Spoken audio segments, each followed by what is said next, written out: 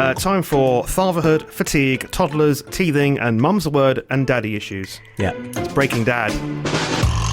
So last week I spoke a bit about how pregnancy was for the dad. Yep. And this week I'm going to speak about the scans.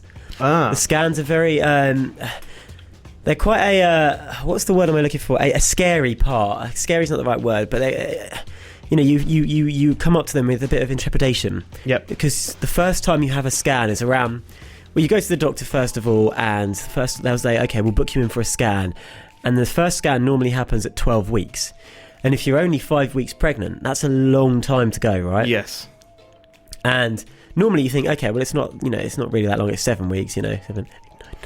Yeah, I got that right. So you've got a long time walking around not knowing if everything's okay. No, exactly. This is the problem. Because only at the scan do you see, is the heartbeat there? Is the baby moving? Is everything okay? So, and at that 12-week scan, because they're so small, that you also can't tell if the limbs are fine, if everything's okay. Yeah. So the first scan, the build-up to the first scan is very nerve-wracking, and you just don't know if everything's okay. Once you've had that scan, the nerve-wrackingness doesn't end. Okay. Because then it's, oh God, is everything like, is this human beings or this fetus's feature's going to be okay? Because at the next scan, which is 20 weeks, they'll then do a what do they call it? They call it a I don't remember what they call it, but it's like a body check. Okay. So they'll check, does it have 5 fingers, 10 fingers, 10 toes, a head, stomach, all the organs inside the body, because some fetuses actually have, grow their stomach outside the body, for example. Yeah, exactly. So they have to then do surgery as soon as the baby gets born. Yeah. And but a 20-week scan, you can also find out the sex. Right. Which is highly exciting. Some people don't want to do it. Mm-hmm. Some people do. I was very much of we have to find out the sex. What was Steph's viewpoint on that? She wasn't too fussed. If I'd have been very adamant that we didn't find out, I think she would have been fine with it. But she wanted to find out, but not that much. Mm-hmm. So she doesn't really mind. I'm a planner, so I like to know exactly what's going on. Okay. And it's one of those things where you don't want to admit that you want a boy, but of course you want a boy. Yeah. And of course I wanted a boy, right? So we get there, and the first thought's always still breathing, heartbeat still going, is everything okay? Part 1, done, happy days. Then they do the body checks, everything's fine. Okay, great. Then you get to the bit really you want to know is, what sex is it? And you're sitting there and you wait, and the woman goes, do you want to know? And we're like, oh yeah, really easy. Then. Yeah, go on if it's go on there. And she was like, you're having a boy.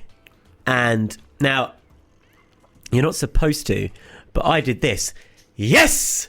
And Steph was like, oh, for God's sake. And the woman was like, no, you'd be surprised how many people. Did you pull your t-shirt up over your head? Yeah, and I ran around the room. Yeah, I slid like Jurgen Klinsmann. Smashed up all the equipment. It was mental. Oh, Jurgen Klinsmann, have that, kids.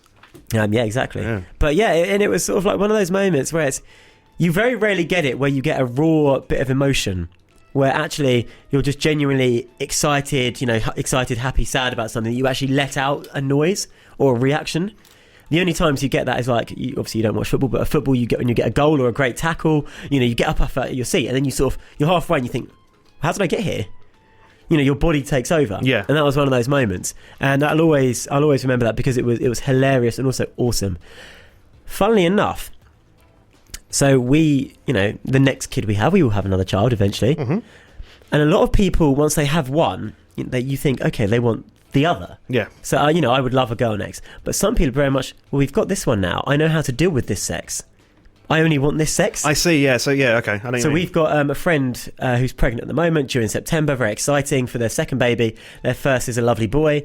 And they're pregnant with another boy. And I think they were very happy about it because they know how to handle boys. Okay. So it's like when you find your right pizza order and then you think, don't change. It's like well, I don't want to have anything. I don't want to try anything new. No. I'll just have that one. Yeah, I agree. So, it's exactly like that. Okay, yeah.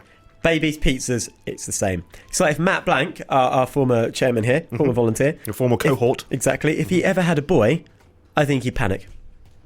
I don't think you know what to do. I can understand that, yeah. Yeah. He's quite girly anyway. Yeah. Hi, Matt. He's not listening today. No, he's not. But yeah, so yeah, and that's the scans. And then, of course, after the 20-week scan, as long as everything's fine, you don't have another one until the baby's born. And that is a long time. But by then, you start to feel kicks. So that gets into the next stage. We'll discuss next week. Okay, good. If people want to suggest maybe a subject... I'd love that. Leave a comment or let us know at Radio Harrow. Yeah, and if you've got any questions as well, if you want to discuss anything, happy days. That is Breaking Dad.